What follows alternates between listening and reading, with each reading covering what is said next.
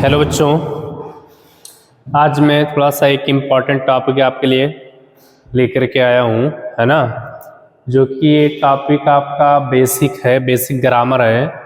ये class 6 to 12 सभी बच्चों के लिए है। चाहे बच्चा वो क्लास 4th से भी मान सकते हैं, ऐसी बात नहीं है, क्योंकि जो बेसिक ग्रामर है वो 2nd, 3rd, 4th, 5th सबके लिए होता है ना। ये जो टॉपिक में लेकर के आया हूँ ये प्रत्येक बच्चे के लिए इम्पोर्टेंट है। ये चाहे वो बच्चा 6th में हो, चाहे 4th में हो, चाहे 7th में, यानी हम ये कह सकते हैं ये जो टॉपिक आपका 6 to 12 है, किसके लिए ये 6 to 12 है। ये बेसिक ग्रामर है, है ना। क्या ये बेसिक ग्रामर है। इसको पढ़ने से आप थोड़ा सा, जो छोटे बच्चे होते हैं, है ना, जो क्लास 6, 7, 8, 9, 10th में बच्चे होते हैं, वो थोड़ा सा इसको पढ़ने से, इसको सॉल्व करने से उनको थोड़ा सा आइडिया हो जाएगा कि हमें अभी तक हमने क्या पढ़ा इंग्लिश में, हमारा नॉलेज क्या है इंग्लिश में, है ना। इसको पढ़ने के बाद ये थोड़ा सा हमें एहसास होगा, फील होगा। क्योंकि जो बच्चा बेसिक चीज़ें नहीं जानता है वो एडवांस की चीज़ें नहीं जान पाएगा। इसलिए मैं बेसिक को भी लेकर के साथ में चल रहा हूँ, है ना। हमारे जो 6, 7, 8 के बच्चे हैं उनको भी साथ लेकर के मैं चलता रहता हूँ, ठीक है ना। ये टॉपिक आपका पार्ट्स ऑफ स्पीच से है। क्या है? पार्ट्स ऑफ स्पीच से है, जो कि आप जानते हैं पार्ट्स ऑफ स्पीच बहुत ही इंपॉर्टेंट होता है।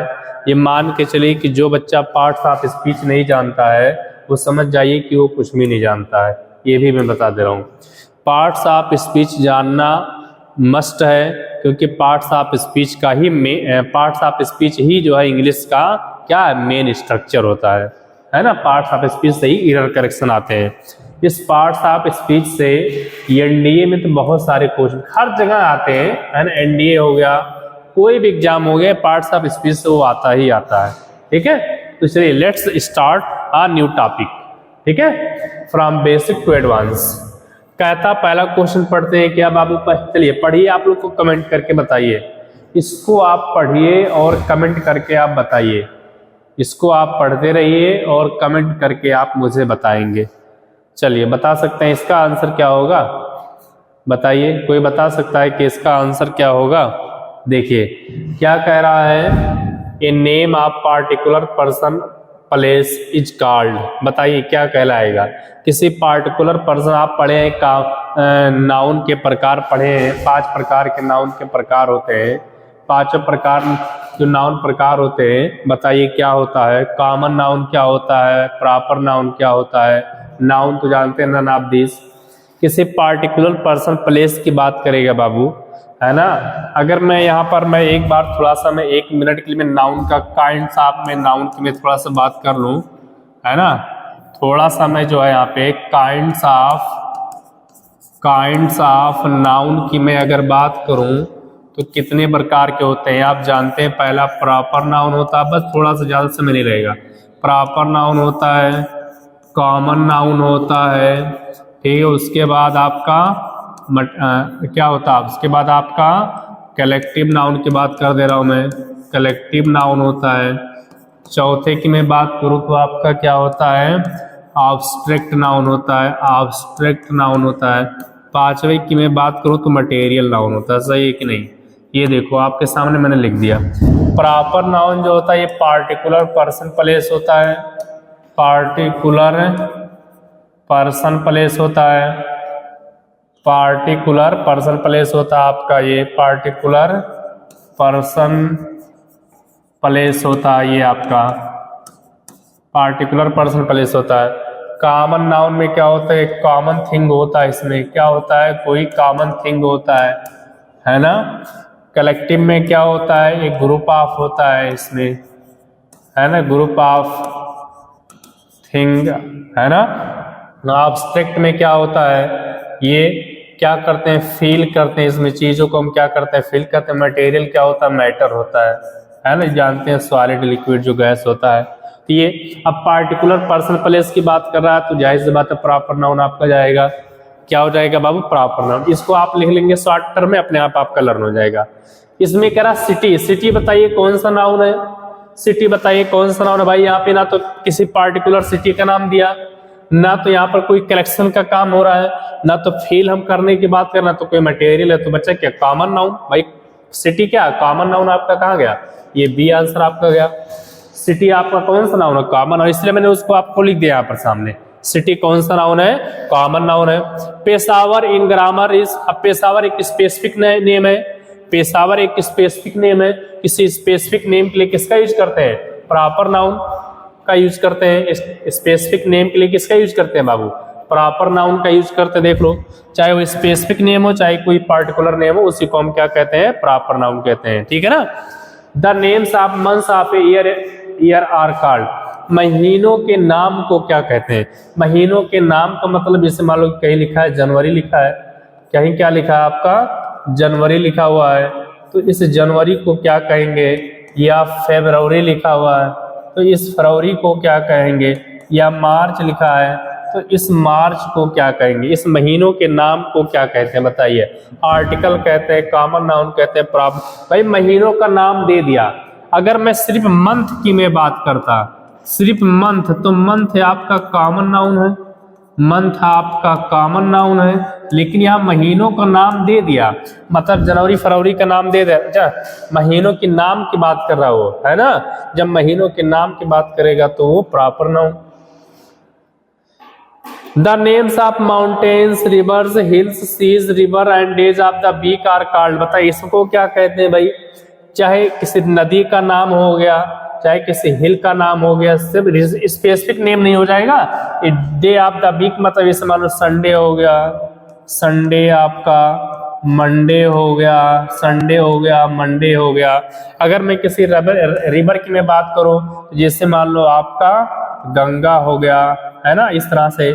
अगर मैं आपकी मैं बात करूं किसकी, हिल माने पहाड़ी, किसी कोई पहाड़ी क्षेत्र हो गया, सीज माने महासागर से, हिंद महासागर को क्या कहते हैं, स्पेसिफिक क्या कहते हैं, पैसिफिक ओशियन की मैं बात कर लूँ, पैसिफिक ओशियन, पैसिफिक ओशियन, तो ये भी आपका नेम हो गया।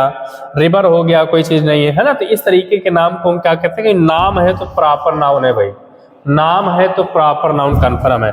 अगर नाम नहीं दिया होता तो मैं उसको मान लेता कि हाँ ये दूसरा नाउन है। नेम ऑफ फेस्टिवल, फेस्टिवल के नाम को क्या कहते हैं बताइए, फेस्टिवल। फिर नाम की बात कर रहा है तो किसका प्रयोग करेंगे भाई, नाम की बात करेगा तो हम प्रॉपर के अंतर्गत ही चलेंगे, याद कर लेना। नेम ऑफ फेस्टिवल को इस्तेमाल, जैसे मान लो कि दिवाली दे दिया, दिवाली दे दिया, होली हो गया, है ना, ठीक है। इस तरह से ईद बकरा ईद हो गई, इस तरीके से आपका क्या हो जाएगा, आपका प्रॉपर नाउन हो जाएगा। ठीक है, तो इसका स्क्रीनशॉट आप ले लिए, तो मैं आगे चलूं। चलिए आगे चलते हैं। ये क्या हो गया, चलिए आगे चलते हैं इसमें थोड़ा सा। अरे क्या हो गया था भाई, चलिए ठीक है। तो ये आपका था जो है क्वेश्चन नंबर 6 की तरफ चलते हैं। 6 हो गया था आपका, 7 की तरफ चलते हैं। क्वेश्चन नंबर 7 देखते हैं क्या है। A noun which names physical object that can be seen and touched. एक ऐसा नाउन जिसे हम क्या कर सकते हैं, जिसे हम क्या कर सकते हैं, फिजिकल ऑब्जेक्ट हो, फिजिकल हो मतलब उसको देख सकते हैं। जाहिर सी बात है, अगर वो फिजिकल होगा तो देख सकते हैं और टच भी कर सकते हैं। तो concrete noun, proper noun, abstract noun. Concrete noun, concrete noun को मटेरियल नाउन कहते हैं। Mango is a noun, mango कौन सा नाउन है बताइए, मैंगो कौन सा नाउन है, कॉन्क्रीट नाउन है, एब्स्ट्रैक्ट नाउन है, प्रॉपर नाउन है, कॉमन नाउन है। कॉन्क्रीट नाउन है आपका, मैंगो कौन सा नाउन है, कॉन्क्रीट नाउन है। The name of quality action state that can be seen और टच्ड इज कॉल्ड। इसको बताइए क्या कहते हैं, जिसको हम देख नहीं सकते हैं बट उसको टच भी नहीं कर सकते, ना तो उसको देख सकते हैं ना तो टच कर सकते हैं। आप अभी जस्ट मैंने बताया एब्स्ट्रैक्ट नाउन क्या होता है, केवल उसको फील कर सकते हैं, तो उसको हम क्या कहते हैं, एब्स्ट्रैक्ट नाउन कहते हैं। क्या कौन सा नाउन कहते हैं बाबू, एब्स्ट्रैक्ट नाउन, केवल फील कर सकते हैं जिसको। द वर्ड ऑनेस्टी, ऑनेस्टी बताइए कौन सा नाउन है, honesty is the best policy कहते नहीं, ऑनेस्टी कौन सा नाउन है, ऑनेस्टी माने ईमानदारी को केवल हम फील कर सकते हैं। तो ऑनेस्टी क्या है आपका, ऑनेस्टी आपका एब्स्ट्रैक्ट नाउन है। The noun which can be counted are called, एक ऐसा नाउन जिसे काउंट कर सकते हैं, काउंटेबल। भाई जिसे हम काउंट कर सकते हैं उसे कौन सा नाउन कहते हैं, वो काउंटेबल आपका नाउन होगा। The name of a person, place और थिंग, ये बहुत इजी भाई, the name of a person place or thing is called noun. भाई तो इजी था, है ना। ये तो 12 का इजी था, सी हो जाएगा। A name given in common to every person और thing same kind is called. वो तो इजी है भाई, क्या कह रहा है कि कोई कॉमन पर्सन हो, कोई कॉमन थिंग हो तो उसे कॉमन नाउन कहेंगे, जाहिर सी बात है भाई। कॉमन पर्सन प्लेस होगा तो कॉमन नाउन ही कहेगा। अभी जस्ट मैंने बताया आपका पीछे ऊपर। चलिए क्वेश्चन नंबर हम किसकी तरफ चलते हैं, क्वेश्चन नंबर जो है 14 की तरफ चलते हैं। The noun can not be counted are called. एक ऐसा नाउन जिसे हम काउंट नहीं कर सकते हैं। काउंटेबल को हम काउंट कर सकते हैं और उसका उल्टा अनकाउंटेबल हो जाएगा, तो अनकाउंटेबल नाउन हो जाएगा आपका। The name of number or collection. अगर मैंने बताया अभी कलेक्शन की बात करेंगे, कलेक्टिंग की बात करेंगे, ग्रुप की बात करेंगे तो उसे कौन सा नाउन कहते हैं, कलेक्टिव नाउन कहते हैं। याद कर लेना आप जो है ना, उसे कौन सा नाउन कहते हैं, कलेक्टिव नाउन कहते हैं। क्वेश्चन नंबर 16 देखिए क्या है। क्वेश्चन नंबर 16 कहता है इसमें वर्ड आर्मी। आर्मी कौन सा नाउन है बताइए, आर्मी कौन सा नाउन है। आर्मी हो गया, सोल्जर हो गया, है ना, ये सब कौन से नाउन होते हैं, सब के सब कलेक्टिव नाउन होते हैं बाबू। ये जो आर्मी वर्ड था ये कलेक्टिव नाउन है। कौन सा नाउन है, कलेक्टिव नाउन है। आप मुझसे बताने से पहले ही अपना आंसर आप दे सकते हो, ठीक है। यहाँ तक कि आप पता कर सकते हो, आप पॉज करो वीडियो को और आंसर दो उसका, है ना। इस तरीके से आप आंसर दे सकते हो, ठीक है। यहाँ पर अपने आप को अनुमान लगा सकते हो कि आपको बेसिक कितना नॉलेज है। The word crowd. क्राउड भी आपको बताइए कौन सा नाउन है, क्राउड आप बताइए कौन सा नाउन है। क्राउड मैंने बताया हो गया। क्राउड कैसे कहते हैं भाई, जहाँ 10 लोग इकट्ठा होते हैं उसे क्राउड कहते हैं, और जहाँ 10 लोग इकट्ठा हो जाते हैं उसे ग्रुप कहते हैं। ग्रुपिंग की बात करते हैं तो कलेक्टिव नाउन कहते हैं उसे। सिंगुलर वर्ड आप वाल्व्स। वाल्व्स कहीं भी याद रखो, BES लगा है, इसका सिंगुलर बनाना तो इसको अपने यफ में चेंज कर दो, यफ में अपने आप आपका चेंज हो जाएगा, ओल्फ हो जाएगा, ये आपका हो जाएगा, ठीक है। Plural form of self. अब उसी तरीके से सेल्फ है और यफ आ गया तो यफ को हटा करके BES में चेंज कर देंगे, प्लूरल बन जाएगा सेल्फ्स। देख लेते हैं कहाँ पर भाई, सेल्फ, सेल्फ्स ये हो जाएगा आपका। इसको नहीं, सेल्फ माने टाड़ी होता है। A noun is the name of any male person place is said to be. आपके मेल पर्सन प्लेस की बात कर रहा है तो कौन सा जेंडर होगा, आपको वैसे ही पता चल गया होगा भाई, मैस्कुलिन जेंडर। कौन सा जेंडर, मैस्कुलिन जेंडर हो जाएगा। कहता है द वर्ड टाइगर। टाइगर का जेंडर बताइए, कौन सा टाइगर का बताइए। टाइगर का टाइग्रेस होता है, याद रखो। तो टाइगर आपका मैस्कुलिन है, और मान लो कि अगर टाइगर टाइग्रेस होता है, टाइगर, टाइगर और टाइग्रेस होता है, शेर और शेरनी, चीता और चीत, है ना। जो भी a noun that is the name of any female person place. अब भाई फीमेल पर्सन प्लेस की बात करेंगे तो कौन सा जेंडर हो जाएगा, फेमिनिन जेंडर। कौन सा जेंडर भाई, अगर हम फीमेल की बात करेंगे तो फीमेल से आपका फेमिनिन जेंडर होता है, फेमिनिन जेंडर होता है। अगर हम मेल की बात करेंगे, मेल की बात करेंगे तो कौन सा जेंडर, मैस्कुलिन जेंडर, आप जानते हैं, ठीक है। चलिए कमेंट कर दीजिए कि जेंडर कितने प्रकार के होते हैं। आप लोग जरा सा एक बार आप थोड़ा सा आप कमेंट कर दीजिए कि जेंडर कितने प्रकार के होते हैं। बताइए, कोई बता सकता है कि जेंडर कितने प्रकार का होता है, कमेंट करके आप बताएंगे। A word which is used instead of noun to avoid repetition of noun. कहता है कि एक ऐसा शब्द है जो नाउन के स्थान पे यूज किया जाता है और रेपिटेशन को खत्म करने के लिए उसका यूज करते हैं। मैंने बताया कि प्रोनाउन को किस लिए ग्रामर में लाएगा, उसको मैं बताया बहुत अच्छे तरह। प्रोनाउन को बाबू इसलिए ग्रामर में लाया गया है कि नाउन के स्थान पे यूज हो और नाउन बार बार ना यूज हो। तो एक ऐसे शब्द को हम क्या कहते हैं, प्रोनाउन कहते हैं। इसको भी याद रखिए आप, क्या कहते हैं उसे, प्रोनाउन कहते हैं, ठीक है ना। I, we, you, he, she, it, they, are, कौन से बताइए क्या है, कॉमन नाउन है, प्रीपोजिशन है, प्रोनाउन है, एडजेक्टिव है, क्या है ये सब भाई, ये सब के सब प्रोनाउन है। I, we, you, they, he, she, it सब प्रोनाउन है। तो 24 का आंसर क्या हो जाएगा, C. C is the correct answer. The pronouns that show ownership or belonging are called pronouns. एक ऐसा प्रोनाउन जो क्या करता है, शो ऑनरशिप। ऑनरशिप माने मतलब अपने मालिक होने का क्या करता है, हक दिखाता है ना। या तो ये दिखाता है कि उस सामान पर उसका अधिकार है। तो ऐसे अधिकार बताने वाले शब्द को पजेसिव प्रोनाउन कहते हैं। अधिकार बताने वाले शब्द को पजेसिव प्रोनाउन। तो 25 का आंसर क्या हो जाएगा, ए हो जाएगा। हर, माई, योर, देयर, आर। कहते हैं ये जो प्रोनाउन लिखा हुआ है, ये जो प्रोनाउन है ये किस तरह का प्रोनाउन है, कॉमन प्रोनाउन है, कॉन्क्रीट तो है नहीं भाई, ये नाउन की बात करते हैं। प्रॉपर है, प्रॉपर भी नहीं है, पजेसिव प्रोनाउन है। ये सब जो होते हैं बाबू याद कर लेना, ये हमेशा संबंध बताते हैं, अधिकार बताते हैं, ये पजेसिव प्रोनाउन होते हैं। When self is added possessive pronouns they are called, बताइए, कहता है कि मान लो कहीं पजेसिव प्रोनाउन है, पजेसिव प्रोनाउन माने जैसे माई, और माई प्लस मैंने सेल्फ कर दिया, बन गया क्या, माई सेल्फ बन गया, माई सेल्फ बन गया। मान लो इसे मैंने कहा हिम, हिम प्लस सेल्फ, तो क्या हो गया, हिम सेल्फ हो गया, हिम सेल्फ हो गया। मैंने कहा हर, हर प्लस सेल्फ, हर प्लस सेल्फ हो गया, सेल्फ। तो ये कह रहा है हर सेल्फ बन गया भाई, कह रहा है कि ये जो बनने वाला वर्ड है ये कौन सा प्रोनाउन है, रिफ्लेक्सिव प्रोनाउन होता है, याद रखो। किसी वर्ड के लास्ट में सेल्फ लगाए या सेल्फ्स लगाए तो रिफ्लेक्सिव प्रोनाउन होता है, ये भी याद कर लेना, है ना। 27 का आंसर क्या हो जाएगा, ए आंसर हो जाएगा। The word my self, my self कौन सा प्रोनाउन है, रिफ्लेक्सिव, मैंने बताया। किसी वर्ड के लास्ट में सेल्फ लग गया, रिफ्लेक्सिव प्रोनाउन हो गया आपका।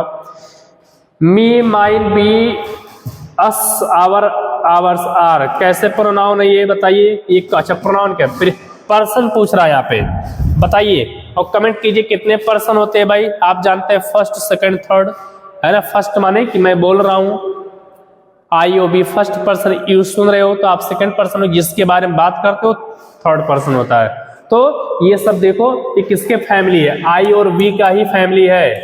ये आई और बी फर्स्ट पर्सन होता है, फर्स्ट पर्सन होता है। यहां देखो ये सब किसका फैमिली है, आई और बी फैमिली। जब आई और बी फर्स्ट पर्सन है तो वो भी भाई फर्स्ट पर्सन होगा, सही है कि नहीं। ये सब कौन सा पर्सन है बाबू, फर्स्ट पर्सन है, ठीक है। चलिए आगे चलते हैं, 30 की तरफ चलते हैं, है ना। बहुत प्यारा प्यारा क्वेश्चन मैं लेकर के आया था, और ये बेसिक था थोड़ा सा, आप इसको पढ़ सकते हो, ऐसी बात नहीं है। क्लास 6, 7, 8 के बच्चे तो बिल्कुल पढ़ सकते हैं इसको, है ना। उनके लिए बहुत इंपॉर्टेंट ये टॉपिक जो है। यू, योर, योर्स कौन सा पर्सन है भाई, जब मैंने बताया अगर यू सेकंड पर्सन है तो उसके सारे परिवार वाले भी सेकंड पर्सन होंगे, सही है कि ना। ये थोड़ी कि मान लो कि हम इस घर पे रहते हैं या मालूम किसी के यहाँ रहते हैं तो दूसरा हमारा भाई होगा उसके यहाँ नहीं होगा। He is, him are, he she, it, they, them are, there, कौन सा पर्सन है भाई, ये सब बच गया आपका सेकंड पर्सन। जो पहले मैंने बताया था फर्स्ट पर्सन, बाकी जो बचा थर्ड पर्सन हो गया आपका। A word that meaning of, a word that adds that meaning of a noun of a person, कहता है एक ऐसा शब्द that adds to meaning of a noun of a person, किसे क्या कहते हैं बताइए, उसे क्या कहते हैं बताइए, क्या कहते हैं, एक उसे क्या कहेंगे, ए word that ads the meaning of a noun of person is called, उसे क्या कहेंगे भैया, एक ऐसा शब्द जो मीनिंग को बताता, नाउन के मीनिंग को जोड़ने के लिए यूज किया जाता है ना। एडजेक्टिव आप जानते हैं, एडजेक्टिव क्या होता है, एडजेक्टिव क्या होता है? वो एडजेक्टिव है बाबू, क्या हो जाएगा एडजेक्टिव, एडजेक्टिव होता क्या है, क्वालिफाइज नाउन और प्रोनाउन, जो नाउन या प्रोनाउन के विशेषता को बताता है उसी को हम क्या कहते हैं, एडजेक्टिव कहते हैं। तो उसका आंसर सी हो जाएगा। द वर्ड अगली, अगली कौन सा वर्ड है भाई, उसकी अगली क्या होता है भाई, एडजेक्टिव होता क्या है, जो किसी की अच्छाई बुराई को बताए उसी को क्या कहते हैं, एडजेक्टिव कहते हैं। तो ये एडजेक्टिव हो जाएगा। Adjective that shows the quality of a person thing called adjective of, कहता है किसी adjective of quality of a person की बात करते हैं तो क्या एडजेक्टिव ऑफ क्वालिटी दिया ही है, एडजेक्टिव ऑफ क्वालिटी हो जाएगा। The word honest, honest it the adjective of, honest का बताओ कौन सा एडजेक्टिव है, एडजेक्टिव ऑफ नंबर है, क्वालिटी है, क्वांटिटेटिव, क्वांटिटेटिव तो कुछ है नहीं यहाँ पे, ये भी सब गलत है। एडजेक्टिव ऑफ क्वालिटी उसके बता रहा है कि अच्छा है बुरा है। Adjective that shows how much thing is meant is called adjective of, how much thing माने कितनी चीजें हैं, कितनी चीजें हैं, तो बताइए क्या कह रहा है वो, चीजें कितनी है बताइए, एडजेक्टिव ऑफ नंबर हो जाएगा भाई, कोई चीज कितनी है, तो ये क्वांटिटी बताएगा। हाउ मच माने क्वांटिटी में मात्रा, हाउ से याद रखो, हाउ मच जहां लगा है समझ जाना कि वो एडजेक्टिव ऑफ क्वांटिटी है, क्वांटिटी है ना। और अगर हाउ मेनी लगा है, हाउ मेनी लगा है तो ये adjective of number, adjective of number हो जाएगा, ये भी याद कर लेना। Let some vegetables in this sentence, some का बताओ adjective, some is the adjective of, some क्या है, adjective of quality, adjective of number, adjective of quantity है। ये नंबर बता रहा, नंबर थोड़ी 1 2 3 थोड़ी बता रहा है, एडजेक्टिव ऑफ क्वालिटी क्वांटिटी हो जाएगा। Adjective that shows that how many thing, तो अब जब हाउ मेनी थिंग की बात करेगा तो एडजेक्टिव ऑफ नंबर, मैंने बताया ये तरीका आप देख लो बाबू, जो रहता मैं उसको क्लियर बता देता हूं, उसको तरीके को फॉलो कर लो, अपने आप आपका पूरा आंसर सॉल्व हो जाएगा, कहीं भी आप रहो। द एडजेक्टिव भी आपका हो गया, एडजेक्टिव ऑफ नंबर हो गया, ठीक है। चलो आगे चलते हैं, क्या क्वेश्चन नंबर, अब किसकी तरफ चलते हैं, क्वेश्चन नंबर 39 की तरफ चलते हैं। क्या है आपका 39, the word which is use to show an action of a person. अब कह रहे कि एक ऐसा शब्द जो एक्शन को शो करता है, एक्शन को कौन शो करता है, वर्ब। भाई एक्शन वर्ब आपका होता है, एक्शन वर्ब क्या होता है, जो आपका वर्ब जो होता है वही एक्शन वर्ब होता है, जो काम किया जाता है उसी को हम एक्शन वर्ब कहते हैं। द थर्ड फॉर्म आप गो का थर्ड फॉर्म जानते हैं क्या होता है, गो होता है, बेंट होता है, और क्या होता है, गॉन होता है। थर्ड फॉर्म गॉन कहाँ गया, ये आपका हो जाएगा 40 का answer, a is the correct answer of the 40।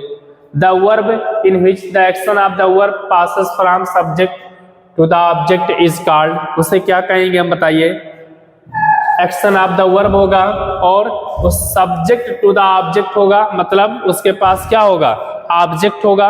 तो मैंने बताया है कि दो वर्ब आपका होता है, एक ट्रांजिटिव वर्ब होता है जो क्या करता है अपने साथ ये ऑब्जेक्ट लेता है, और एक आपका क्या होता है इंट्रांजिटिव वर्ब होता है जो नॉट टेक ऑब्जेक्ट, जो क्या नहीं लेता है, जो ऑब्जेक्ट नहीं लेता है, तो उसे हम क्या कहेंगे, ट्रांजिटिव वर्ब आपका हो जाएगा। नेक्स्ट की बात करते हैं, the verb in which the action of the verb does not pass from the subject to the object. वही कह रहा कि अगर ऑब्जेक्ट लेगा तो ट्रांजिटिव वर्ब, अगर ऑब्जेक्ट नहीं लेगा तो इंट्रांजिटिव वर्ब आपका हो जाएगा। A word which adds something to meaning of the verb is called, उसे क्या कहेंगे भाई, वर्ब की मीनिंग को बढ़ाने के लिए एडवर्ब का यूज करते हैं, आप जानते हैं भाई एडवर्ब जो होता है वर्ब की क्वालिफाई करता है, सन्ना एडजेक्टिव था, नाउन प्रोनाउन को क्वालिफाई करता था। द बॉय रैन क्विकली, अब कह रहा है ये जो क्विकली है, क्विकली आप जानते हैं किसी वर्ड के लास्ट में अगर ly लग जाता तो वो क्या हो जाता है, एडवर्ब हो जाता है, ये आप जानते हैं। तो ये एडवर्ब कहाँ गया भाई, डी हो जाएगा। 44 का आंसर क्या हो जाएगा, D. A word that joins, एक ऐसा शब्द जो क्या करता है, किसी दो वाक्य को जोड़ने का काम करता है, दो फ्रेज को जोड़ने का काम करता है, तो उसे कंजक्शन कहते हैं, ये भी याद कर लेना। जो कंजक्शन होता है बाबू ये कभी भी जोड़ने का काम करता है ना। चलिए आगे तरफ चलते, बस हो गया, बहुत ज्यादा नहीं है बाबू आपका। 45 की तरफ चलते हैं, क्या है क्वेश्चन नंबर 45 की तरफ चलते हैं, क्या है, अच्छा तो हो गया आपका कंजक्शन हो गया।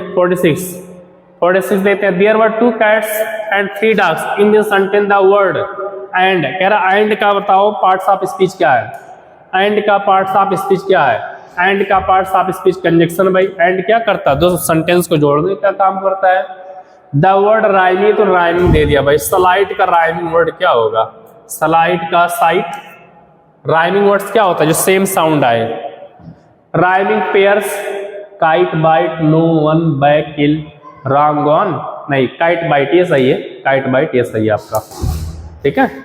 चलिए क्वेश्चन नंबर 5 की तरफ चलते हैं, है ना। बहुत अच्छे तरीके से मैंने जो है क्लास 6 to 12 के बच्चों के लिए, क्लास 6 to 10th ही मान लीजिए, है ना, बहुत ज्यादा ये एडवांस लेवल का नहीं था।